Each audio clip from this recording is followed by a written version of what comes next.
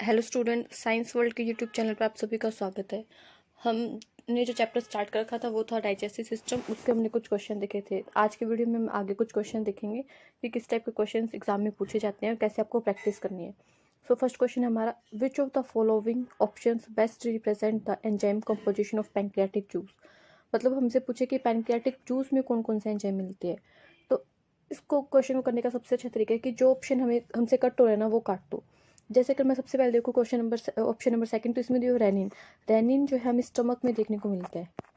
ये कहाँ मिलता है? स्टमक में। तो हमसे पैनक्रेटिक जूस में पूछे तो रेनिन वाला ऑप्शन नहीं होगा। रेनिन यहाँ पे भी दियो तो ये भी ऑप्शन नहीं होगा। अब हमारे पास बच गया फर्स्ट एंड थर्ड ऑप्शन। और इसमें अगर आप देखते हो तो यहाँ पे दियो पेप्सिन। पेप्सिन भी कहाँ देखने को मिलता है? हमें स्टमक में। तो ये ऑप्शन भी नहीं होगा। देन फिर ऑप्शन बच गया हमारे पास third, lipase, amylase, trypsinogen and procarboxypeptidase. ये चारों के चारों एंजाइम हमें कहाँ देखने को मिलते हैं? पैनक्रियाटिक जूस में। इसमें से जो ट्रिप्सिनोजन और प्रोकार्बोक्सीपेप्टाइडेज है ये किसको डाइजेस्ट करते हैं? प्रोटीन को। एंड जो लाइपेज है वो किस पे वर्क करेगा? लिपिड पे। लिपिड के डाइजेशन में हेल्प करेगा। एंड जो एमाइलेज है वो स्टार्च पर, स्टार्च को डाइजेस्ट करेगा। तो ऑप्शन नंबर थर्ड है हमारा राइट आंसर। अगर हम देखें कि स्टमक में कौन कौन से एंजाइम देखने को मिलते हैं हमें, तो स्टमक में आ जाएगा पेप्सिनोजन, जो क्या होता है कि इनएक्टिव फॉर्म में होता है। एक्टिव हो गए किस में चेंज हो जाएगा? पेप्सिन में, रेनिन एंड लाइपेज। ये जो एंजाइम है हमें देखने को मिलेंगे गैस्ट्रिक जूस में, या फिर मैं बोल सकती हूँ स्टमक में। तो अगर हमसे स्टमक के पूछता तो हम ये ऑप्शन ढूंढते जिसमें पेप्सिनोजन है, पेप्सिन हो, रेनिन और लाइपेज हो। बट हमसे आपसे पूछा था पैनक्रियाटिक जूस में, तो यहाँ पे ट्रिप्सिनोजन आ जाएगा, प्रोकार्बोक्सीपेप्टाइडेज, लाइपेज एंड एमाइलेज। तो ऑप्शन नंबर थर्ड जो है वो हमारे इस क्वेश्चन का राइट आंसर है। नेक्स्ट क्वेश्चन देखते हैं, क्वेश्चन नंबर सेकेंड। इसमें पूछा है cholecystokinin helps in secretion of. जब हम डाइजेस्टिव सिस्टम वाला टॉपिक पढ़ते हैं तो उसमें हमें कुछ हार्मोन्स को भी पढ़ना होता है। ये हार्मोन्स हमें एंडोक्राइन सिस्टम, जो हमारा लास्ट चैप्टर है ना एनसीईआरटी का, 11th क्लास के एनसीईआरटी का, उससे रिलेट करके बताया हुआ है। तो कोलिसिस्टोकाइनिन जो है वो हेल्प करता है किसके सिक्रीशन में? पैनक्रियाटिक एंजाइम के सिक्रीशन में। और साथ ही साथ हम बोल सकते हैं कि गोल ब्लैडर पे क्या करते हैं? ये वर्क करता है। और गोल ब्लैडर से किसका सिक्रीशन करवाता है? बाइल का। और यहाँ पे बाइल नहीं दिया वो हमें पैनक्रियाटिक एंजाइम दिया, तो ये gall bladder and pancreatic enzyme दोनों को सिक्रीट करवाता है। गोल ब्लैडर से बाइल को सिक्रीट करवाएगा और पैनक्रियास से पैनक्रियाटिक एंजाइम को सिक्रीट करेगा। तो ऑप्शन नंबर सेकंड जो हमारा राइट आंसर हो जाएगा। Water and bicarbonate ion secrete करवाता है सिक्रीटिन। ये भी एक हार्मोन है जो किस पे वर्क करेगा? पैनक्रियास पे वर्क करेगा और वहां से क्या सिक्रीट करवाएगा? Water and bicarbonate ion.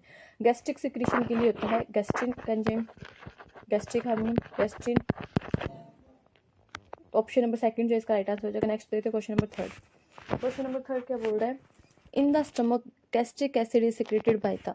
मतलब गैस्ट्रिक एसिड जो है वो स्टमक में किससे हेल्प होगा? गैस्ट्रिक एसिड मतलब HCl। तो स्टमक में हमें कुछ सेल्स देखने को मिलती है। तो क्या, जैसे ऑक्सेंटिक सेल्स, जिसको हम क्या बोलते हैं? पैराइटल सेल भी बोलते हैं। पैराइटल सेल्स ये किसको सिक्रेट करवाती है? HCl को। और जिसे हम बोल सकते हैं गैस्ट्रिक एसिड। तो हमसे क्वेश्चन में ये पूछा है, यहाँ पे हमें ऑप्शन में ऑक्जेंटिक सेल ना देके कहते हो पैराइटल सेल, तो ऑप्शन नंबर सेकंड हमारा सही आंसर हो जाएगा। और एक सेल देखने को मिलती है पेप्टिक सेल, या फिर हम जिसे बोलते हैं चीफ सेल। पेप्टिक सेल या फिर जिसे हम बोलते हैं चीफ सेल, जो किसको सिक्रेट करती है? पेप्सिनोजन को, जो कि क्या एक प्रोटीन डाइजेस्टिव एंजाइम है। पेप्सिनोजन क्या होता है? इनएक्टिव फॉर्म में होता है, जो HCl किस में चेंज कर देते हैं? इसको एक्टिव फॉर्म में, पेप्सिन में। तो बट हमसे यहाँ पे पूछा गैस्ट्रिक एसिड का, तो गैस्ट्रिक एसिड का जाएगा पैराइटल सेल। अगर ऑप्शन में पूछता हमें कि पेप्सिनोजन कौन सिक्रेट करता है या फिर प्रोटीन डाइजेस्टिव एंजाइम कौन सी सेल सिक्रेट करती है, तो उसका आंसर जाता है पेप्टिक सेल या चीफ सेल। तो ऑप्शन नंबर थर्ड जो है इसका राइट आंसर होगा। नेक्स्ट देखते हैं क्वेश्चन नंबर फोर्थ। ये अच्छा क्वेश्चन, इसमें क्या बोल रहा है?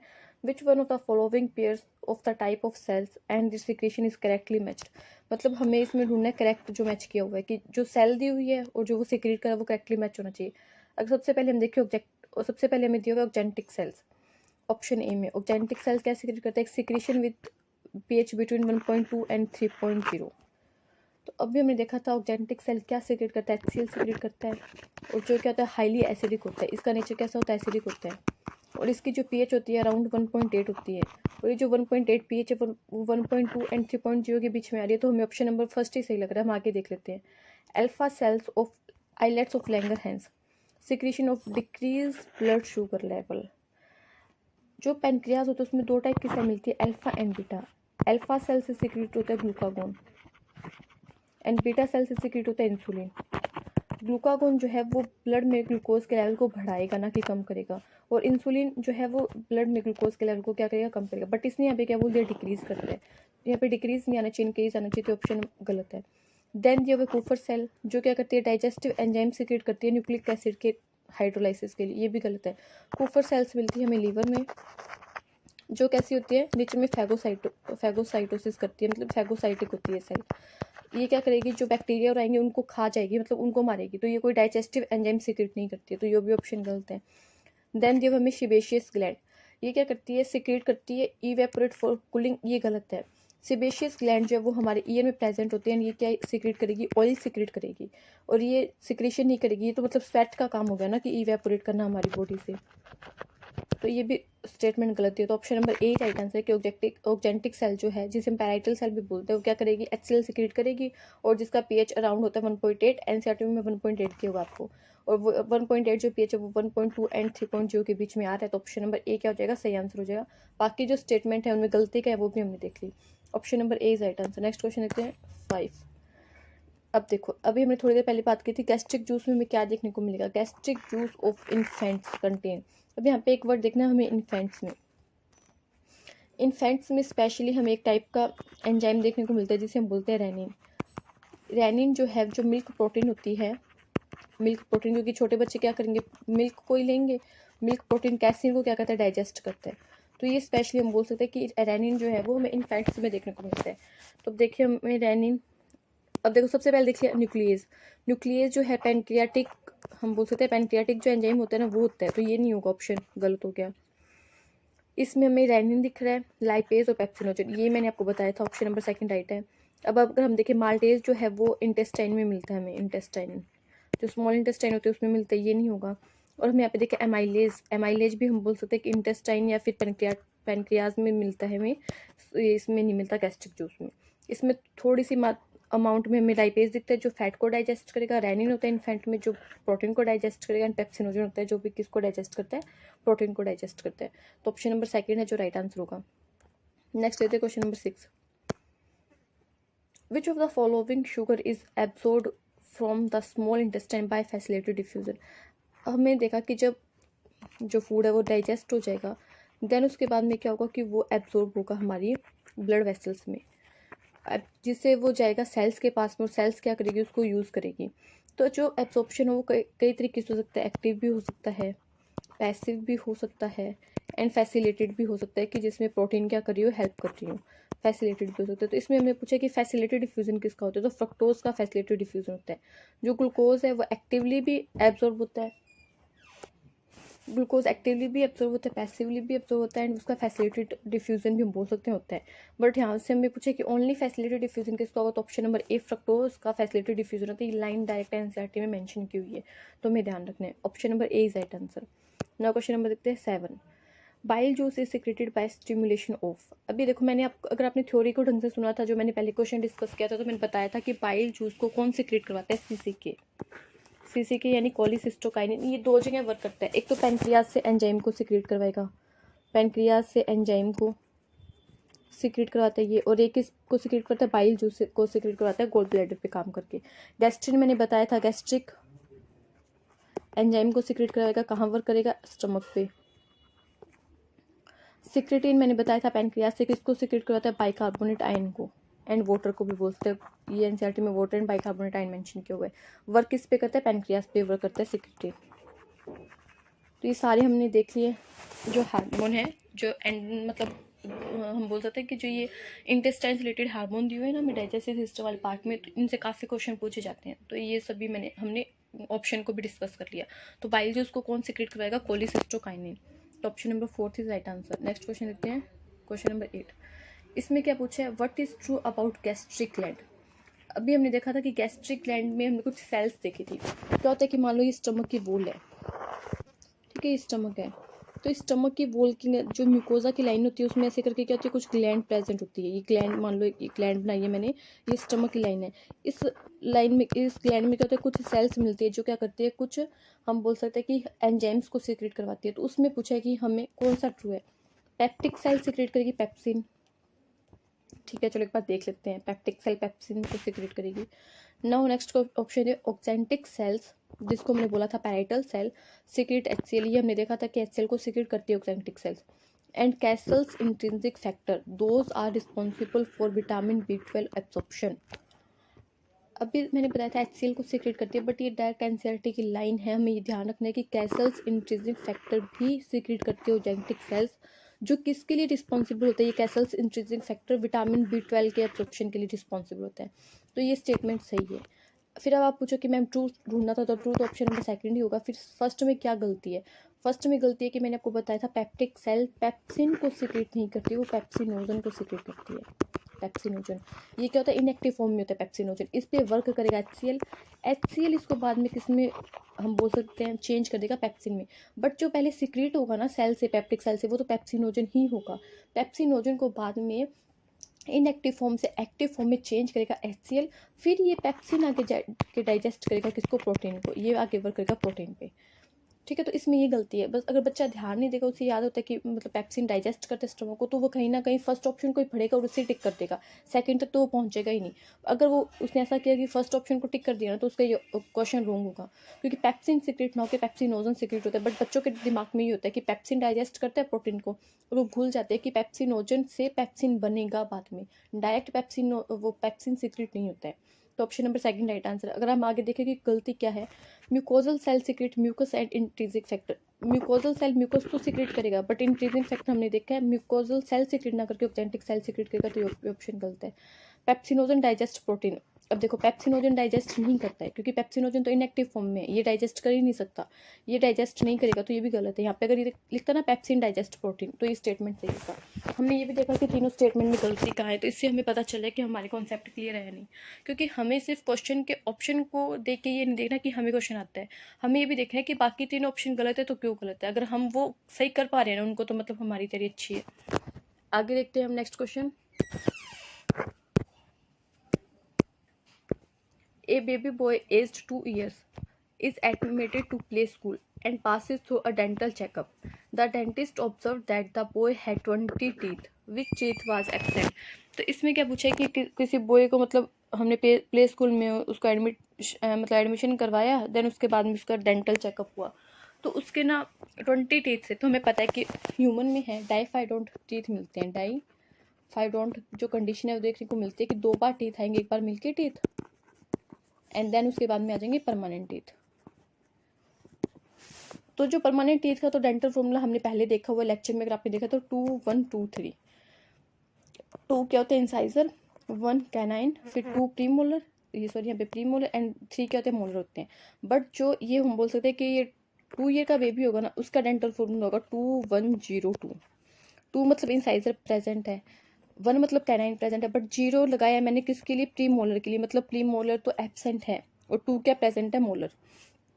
तो मतलब यहाँ पे कौन से टीथ एब्सेंट होंगे बच्चे के, प्री मोलर। तो option number second right answer हो जाएगा कि बच्चे में जो छोटा बच्चा होगा उसके मिल्की टीथ होंगे, तब जो परमानेंट टीथ नहीं आएंगे तो उसमें प्री मोलर टीथ जो है वो एब्सेंट होते हैं। तो option number A is right answer. और आप इसको याद रखो, डायरेक्ट कई बार पूछ लिया जाता है कि मतलब इन्फेंट का या मिल्की टीथ का जो है वो हम बोल सकते हैं कि डेंटल फॉर्मूला क्या है, तो ये ऐसे आ जाएगा incisor canine premolar and molar. Incisor 2 होंगे, ये क्या होगा 1 होगा, ये 0 ही होंगे, ये एब्सेंट होंगे, ये 2 होंगे। तो option number second is right answer. Question number 10 देखते हैं। Which cells of crypts of Lieberkuhn secrete antibacterial lysozyme. Antibacterial lysozyme जो है वो क्रिप्स ऑफ ल्यूबिकुइन में, सबसे पहले तो पता होना चाहिए क्रिप्स ऑफ ल्यूबिकुइन प्रेजेंट कहाँ होती है, ये तो स्मॉल इंटेस्टाइन में। स्मॉल इंटेस्टाइन में अगर आप एनसीईआरटी को देखोगे तो 2 विलाई के बीच में ऐसे करके एक क्रिप्ट बनाई हुई है, यही क्रिप्ट जो है वो है क्रिप्ट ऑफ ल्यूबिकुइन। इसमें जो लाइसोजाइम एंजाइम होता है वो सीक्रेट करती है पैनिक सेल। ये क्वेश्चन PYQ है, ये पहले पूछा गया है कि पैनिक सेल जो है कौन सा एंजाइम सीक्रेट करती है, वो करती है लाइसोजाइम। ये एंटीबैक्टीरियल होता है, यानी बैक्टीरिया को मारता है। तो option number A is right answer. Kufar sales अभी हमने देखा था कहाँ प्रेजेंट होगी, लीवर में, ये भी बहुत बार पूछा जाता है। कुफर सेल लीवर में होती है, और कैसी होती है, फैगोसाइटिक होती है। हम बोल सकते हैं कि ये क्या करती है, बैक्टीरिया को किल करती है, फैगोसाइटोसिस नेचर होता है इनका। तो option number A is right answer इस क्वेश्चन का। नेक्स्ट देखते हैं क्वेश्चन नंबर 11। ये भी काफ़ी अच्छा क्वेश्चन है, विटामिन से क्वेश्चन पूछे जाते हैं। विच one of the following is a fat soluble vitamin. सबसे पहले तो पता होना चाहिए fat soluble and water soluble vitamin होते कौन से हैं। And is related deficiency disease, मतलब हमें ऐसा इसमें ऑप्शन ढूंढना है कि जो एंजाइम दिया हो वो फैट सॉल्युबल हो और उसके जो डेफिशिएंसी डिजीज है वो भी सही हो। अब सबसे देखो, एक तो होता है फैट सॉल्युबल एंजाइम और एक सॉरी विटामिन एंड एक होते हैं वाटर सॉल्युबल विटामिन। जो फैट सॉल्युबल और वाटर सॉल्युबल को याद रखना है, ये होते हैं कीड़ा से याद रख सकते हो आप, कीड़ा ADE और वाटर सॉल्युबल में आ जाएगा B और C जो होते हैं वो वाटर सॉल्युबल होते हैं और उसके बाद में बच गए KEDA कीड़ा, वो होते हैं फैट सॉल्युबल। अब देखो यहाँ पे ना डायरेक्ट ऐसे नहीं दिया विटामिन A विटामिन B, हमें इनके केमिकल नेम भी पता होना चाहिए। कैल्सीफेरॉल बोलते हैं विटामिन D को, एस्कॉर्बिक एसिड बोलते हैं विटामिन C को, रेटिनोल बोलते हैं विटामिन A को, एंड कोबालामिन बोलते हैं विटामिन B12 को। ये 12 लिखा है, ठीक है। अब इधर देखो, इसने पूछा फैट सोल्यूबल, तो हमने देखा B और C तो वाटर सोल्यूबल है, तो एस्कॉर्बिक एसिड वाला तो ऑप्शन कट हो गया क्योंकि ये फैट सोल्यूबल ही नहीं है। अब इसमें जो विटामिन B12 होता है ना वो फैट सोल्यूबल होता है, ये एक्सेप्शन है कि फैट सोल्यूबल विटामिन होता है, बट इसकी डिफिशियंसी से हम यहाँ पे एनीमिया होता है। क्या होता है? एनीमिया। बट यहाँ पे क्या दिया? बेरी, ये विटामिन B1 की कमी से होता है, विटामिन B1 की डेफिशिएंसी, ये भी ऑप्शन गलत है। रेटिनोल क्या एक फैट सोल्यूबल विटामिन है, हाँ ये सही है। और जिलोपथैलेमी होता है, इसकी डेफिशिएंसी से, हाँ ये सही है, तो हमारा थर्ड ऑप्शन सही हो जाएगा। अब आप पूछोगे कि मैम फर्स्ट में क्या गलती है, तो कैल्सीफेरॉल विटामिन जो है फैट सोल्यूबल है, ठीक है, बट पेलाग्रा इसकी डेफिशिएंसी से नहीं होता, ये होता है विटामिन B3 की डेफिशिएंसी से, तो ये डेफिशिएंसी डिजीज गलत दिया हुआ है। कैल्सीफेरॉल की डेफिशिएंसी से होता है रिकेट्स, बच्चों में जिसमें क्या होता है कि बोन्स वीक हो जाती हैं, तो इससे क्या होता है? रिकेट्स होता है। तो option number third is right answer. Next question देखते हैं 12। ये काफ़ी अच्छा क्वेश्चन है, डायरेक्ट NCERT से उठाया क्वेश्चन है, मतलब NCERT के डायग्राम से। अब हमें इनको मार्क करना है। ए है इसोफेगस, अगर हमें डायग्राम पता है तो हम कर सकते हैं ना। अब देखो जो है ना स्टमक होते हैं ना, उसके 4 पार्ट होते हैं, इसमें 4 नहीं 3 ही दिखाए हुए हैं। C आ जाएगा फंडस, D आ जाएगा ड्यूडेनम दिखाए हुए ना, D को, D आ जाएगा ड्यूडेनम, एंड B आ जाएगा पाइलोरिक, और इस पहले E को देख लो, E आ जाएगा कार्डियक, एंड उसके बाद में क्या बच गया? B बच गया ना, B आ जाएगा पाइलोरिक, यहाँ पे लिख लो पाइलोरिक। अब देखो मैच करो, ए को इसोफेगस देखो, इसोफेगस इसमें है, इसमें नहीं है, ये रॉन्ग हो गया। ए इसमें ड्यूडेनम दी हुई भी नहीं, इसोफेगस इसमें, ठीक है, 2 ऑप्शन हो सकते हैं। देन उसके बाद में सी देख लो, सी फंडस होना चाहिए, सी फंडस इसमें है, सी पाइलोरिक इसमें, ये भी गलत हो गया फिर। तो ऑप्शन नंबर ए राइट आंसर होगा। ए क्या हो गया? इसोफेगस हो गया, बी पाइलोरिक हो गया, सी फंडस हो गया, D superior portion of duodenum, ठीक है, ड्यूडेनम या फिर सुपीरियर पोर्शन, क्योंकि यहाँ से क्या होगा? सी शेप ड्यूडेनम स्टार्ट होगी। देन ई क्या हो गया? कार्डियक हो गया, ई कार्डियक हो गया, ठीक है। तो ऑप्शन नंबर ए क्या हो जाएगा? सही आंसर हो जाएगा। अगर ऐसा क्वेश्चन आपके एग्जाम में आ जाता है, मान लो अगर KVS का जो वैकेंसी आ रहा है उसमें अगर ऐसा एग्जाम क्वेश्चन आ जाता है, तो आप कर पाते हो नहीं कर पाते हो? खुद को देखो, PGT बायोलॉजी में इस टाइप के क्वेश्चन ही पूछे जाएंगे NCERT बेस्ड। तो अगर आपको डायग्राम क्लियर है तो आप कर सकते हो, और डायग्राम क्लियर नहीं है तो नहीं कर सकते। नाउ नेक्स्ट क्वेश्चन देखो, question number 13। Which one of the following pair of food components in human reach the stomach totally undigested? इसने क्या बोले कि ऐसा पेयर बताना है कि जो स्टमक तक पहुंचे ना तो अनडाइजेस्टेड हो।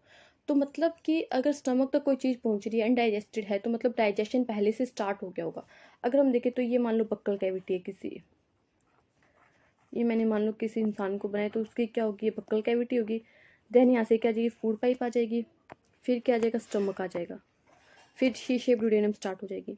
तो ये क्या? Buccal cavity. बक्कल कैविटी में क्या देखने को मिलता है? टंग देखने को मिलती है, और क्या देखने को मिलते हैं? टीथ देखने को मिलते हैं।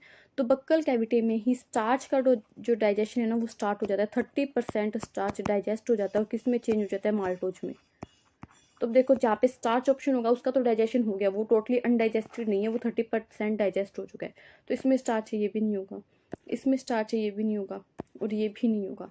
तो ऑप्शन बचा हमारे पास फोर्थ, फैट एंड सेलुलोज, क्योंकि ना तो सेलुलोज का डाइजेशन होता है बक्कल कैविटी में, ना ही फैट का होता है। तो ये क्या पहुंचेंगे? टोटली अनडाइजेस्टेड पहुंचेंगे कहाँ पे? हमारी स्टमक में। तो option number 4 is right answer. Next question देखो, क्वेश्चन नंबर 4। ये भी काफ़ी अच्छा क्वेश्चन है, आजकल मैच द फॉलोइंग वाले बहुत पूछे जा रहे हैं। हमें इनको क्या करना है? मैच करना है उनकी लोकेशन से। अब भी थोड़ी देर पहले मैंने बताया था कि क्रिप्स ऑफ लिवर को कहाँ देखने को मिलती है? हमें स्मॉल इंटेस्टाइन में, तो एक का जाएगा थर्ड। अब एक का थर्ड 2 ऑप्शन 3 में दिया, ये गलत हो गया। देन ग्लीसन्स कैप्सूल हमने पहले भी देखा था, कहाँ देखने को मिलता है? लीवर में। तो बी का फोर्थ देखो, इसमें भी नहीं है, ये भी गलत हो गया, इसमें भी नहीं, ये भी गलत हो गया, इसको तो हमने पहले ही काट दिया ना। बी का फोर्थ देखो इसमें दियो, ये तो पहले ही कट कर दिया हमने क्योंकि इसमें ए का थर्ड ही नहीं था, तो option number third right answer होगा। आगे भी मैच कर लेते हैं, कोई बात नहीं। आइलेट्स ऑफ लैंगरहैंस मैंने बताया था पेनक्रियाज में मिलेंगे, तो सी का फर्स्ट। एंड ब्रूनर्स ग्लैंड मिलती है ड्यूडेनम में, जो किसको सीक्रेट करती है, म्यूकस को। तो ऑप्शन नंबर थर्ड जो हमारा राइट आंसर होगा। ऐसे आप क्वेश्चन को करने का तरीका बताया कि मैंने, अगर आप एक मैच कर लो, अगर उससे क्वेश्चन का आंसर निकल रहा है तो बहुत अच्छी बात, आगे मैच भी नहीं करना, मतलब क्योंकि हमें टाइम को वेस्ट नहीं करना ना। एग्जाम में हमारे पास प्रेशर होता है कि एक क्वेश्चन में हमें टाइम बचाए तो वो दूसरे में हम लगा लेंगे। तो option number third is right answer. But मैंने आपको यहाँ पे सारे बता दिए क्योंकि अभी तो हमारा एग्जाम चल नहीं रहा है, अभी तो हम प्रैक्टिस कर रहे हैं, तो अच्छे से करते हैं प्रैक्टिस। ना ये क्वेश्चन भी बहुत अच्छा, और ये PYQ है, पहले पूछा गया एग्जाम में। This question is PYQ। Which of the following terms describe the human dentition. Human के जो टीथ होते हैं वो किस टाइप के होते हैं, उनका डेंटिशन कैसा होता है। तो हमें 3 बातें ध्यान रखनी। First is thecodont. Thecodont means कि क्या होगा, ये सॉकेट होगा और उसके अंदर टीथ ऐसे इम्बेडेड होंगे, जो ऑफ सॉकेट में क्या होंगे, टीथ इम्बेडेड होंगे। देन डायाफाइडोंट, अभी बताया था डायाफाइडोंट तो क्या होता है कि 2 बार टीथ आएंगे, एक बार मिल्की आएंगे और एक बार परमानेंट आएंगे। पता है ना कि हम जब छोटे थे तो हमारे दांत टूटे थे, फिर नए दांत आए थे, तो ऐसा ही होता है, सभी के दांत टूटते हैं, पहले जो मिल्की टीथ होते हैं फिर परमानेंट टीथ आ जाते हैं। देन उसके बाद में आएगी कंडीशन हिटेरोडोंट। देन इसके बाद में कंडीशन आती है हिटेरोडोंट। हिटेरोडोंट का मतलब होता है कि हमें 4 टाइप के टीथ देखने को मिलते हैं, incisor, canine, premolar and molar. अब देख लो ये तीनों टर्म कहाँ देखने को मिलती है। इसमें लिख दिया मोनोफाइडेंट, ये नहीं है। Heterodont, diphyodont and thecodont. Okay, option number third. अब देख लो इसमें होमोडोंट लिख दिया, होमोडोंट नहीं है, सारी टीथ एक जैसे नहीं है, डिफरेंट टाइप की है। इसमें क्या लिख दिया, प्लूरोडोंट, ये भी नहीं है। तो ऑप्शन नंबर जो सेकंड है वो हमारा राइट आंसर होगा कि थिकोडोंट, डाइफाइडेंट एंड हिटेरोडोंट कंडीशन देखने को मिलती है हमारे ह्यूमन डेंटिशन में। नेक्स्ट क्वेश्चन देखते हैं, question number 16। Which hormones do stimulate production of pancreatic juice and bicarbonate. ये हमने बहुत अब भी देखा था, मतलब पैनक्रियाटिक जूस को तो किसने सीक्रेट करवाया था, CCK ने। तो CCK ढूंढ लो कहाँ है, इसमें दिया कोलिसिस्ट्रोकाइनिन। और बाइकार्बोनेट को मैंने बताया था, इस सीक्रेटरी ने क्या सीक्रेट करवाया था, बाइकार्बोनेट आयन, एंड साथ में क्या था, वाटर भी था। यहाँ पे वाटर पूछा नहीं, बट वाटर भी NCERT में दिया है कि वाटर एंड सिक्रेटिन दोनों को, मतलब बाइकार्बोनेट को सीक्रेट करवाते हैं। तो option number A is right answer. ये क्वेश्चन बहुत अच्छे, अगर आप इनकी प्रिपेयर करते हो ना इनको, तो आपको पता चलेगा कि इतनी डीपली क्वेश्चन बनाए हुए हैं ये। नाउ नेक्स्ट क्वेश्चन देखो कि इसमें वही डायग्राम पूछ लिया हमसे, ये NCERT का डायग्राम उठा के पूछा हुआ है। अब जो डी है इसमें वो क्या होंगे, इंसाइजर होंगे। फिर E क्या आएगा, कैनाइन आएगा। ए क्या आएगा, प्री मोलर आएगा। और ये कहेंगे मोलर आएंगे। और ये दिखा हुआ जो ऑफ सॉकेट में कैसे इम्बेडेड है, ये इम्बेडेड होते हैं यहाँ पे जो ऑफ सॉकेट में। अब देखो डी में आना चाहिए इंसाइजर, डी में कैनाइन आ रहा है, डी में मोलर आ रहा है, डी में इंसाइजर, इसमें ही आ रहा है, सिर्फ इसमें मोलर आ रहा है। तो option number third right answer हो जाएगा। ए का क्या आएगा, प्री मोलर, बी का मोलर, सी का सॉकेट ऑफ जो, डी का इंसाइजर और ई का कैनाइन, और ई का कैनाइन। तो option number C right answer हो जाएगा। ये डायग्राम डायरेक्ट आपके NCERT में दिए हुए, वहां से देखना, सेम का सेम डायग्राम उठा के क्वेश्चन बनाए हुए हैं। नेक्स्ट क्वेश्चन देखो 18। Which of the following guard of the opening of hepatopancreatic duct into the duodenum. बहुत अच्छा क्वेश्चन है। हमने देखा था कि क्या होता है कि यहाँ पे ये क्या होता है, लीवर होता है। लीवर से क्या आती है, डक्ट आती है। फिर यहाँ पे गोल ब्लैडर होता है, उसकी डक्ट से मिल जाती है। फिर यहाँ पे क्या होता है, पैनक्रियाज होता है, लीफ लाइक। फिर पैनक्रियाज में जो डक्ट होती है उससे मिल जाती है। फिर ये क्या बनाती है, हिपैटोपैनक्रेटिक डक्ट। और यहाँ पे क्या होता है, ड्यूडेनम होती है, वहाँ पे खुलती है। तो यहाँ पे क्या होता है, एक स्फिंक्टर लगा होता है। इस स्फिंक्टर को कहते हैं स्फिंक्टर ऑफ ओडाई। ये क्वेश्चन PYQ है, पहले पूछा गया है कि जो स्फिंक्टर ऑफ ओडाई है वो क्या करता है, रेगुलेट करता है ओपनिंग को हिपैटोपैनक्रेटिक डक्ट की ड्यूडेनम में। तो option number fourth is right answer. Pyloric sphincter हमें देखने को मिलता है हम बोल सकते हैं उसमें गैस्ट्रिक में, मतलब जो स्टमक बनाया था ना, यहाँ पे जो सेकंड स्फिंक्टर होगा ये पाइलोरिक होगा, फर्स्ट होगा यहाँ पे कार्डियक होगा। ये अपनी थ्योरी पढ़ी तो आपको पता होगी, ठीक है। तो option number fourth is right answer. I hope आपको ये वीडियो अच्छी लगी होगी, आपको क्वेश्चन समझ में आ रहे होंगे। मैंने बहुत अच्छे से एक्सप्लेन करने की कोशिश की है। अगर आप चाहते हो कि मैं इसकी थ्योरी भी करवाऊँ पहले आपको NCERT से, तो आप मुझे कमेंट कर सकते हैं, मैं पहले थ्योरी भी करवा दूंगी आपको इस चैप्टर की, फिर आप ये क्वेश्चन लगाना, फिर आपको पता चलेगा कि आपसे क्वेश्चन बन रहे हैं नहीं बन रहे। अगर आपको ये वीडियो अच्छी लग रही है तो चैनल को लाइक शेयर एंड सब्सक्राइब करें, जिससे कि ज़्यादा से ज़्यादा कंटेंट मैं आपको यूट्यूब पर दे पाऊँ। Thank you.